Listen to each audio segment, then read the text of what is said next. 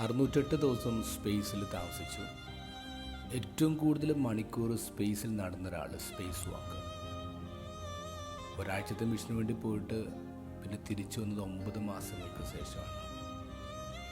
ഇവർ കണ്ടതും കടന്നുപോയതും ഒരായുസിനപ്പുറമുള്ള ലോകമാണ്.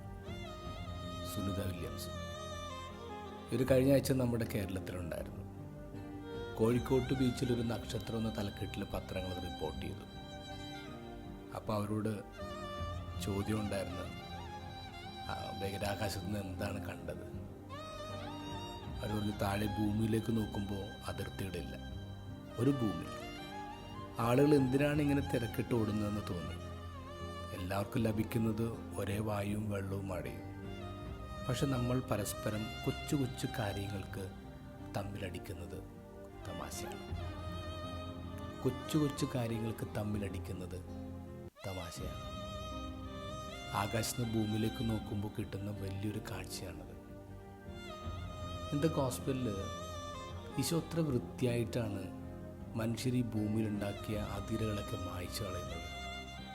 ആരാൻ്റെ അമ്മയും സഹോദരങ്ങളും ദൈവത്തിൻ്റെ ഹിതം നിറവേറ്റുന്നവരെല്ലാവരും തന്നെ അമ്മയും സഹോദരങ്ങളാണ്. നമ്മൾ ഈ ഭൂമിയിൽ പറമ്പ് മുറിച്ച് വിൽക്കുന്ന ലാഘവത്തോടെയാണ് ദൈവത്തെ മുറിച്ച് വിൽക്കുന്നത്. ദൈവത്തിൻ്റെ ആധാരം ഭൂമിയിലെ ഏതെങ്കിലും മതത്തിന് ദൈവം പതിച്ചു കൊടുത്തിട്ടുണ്ട്.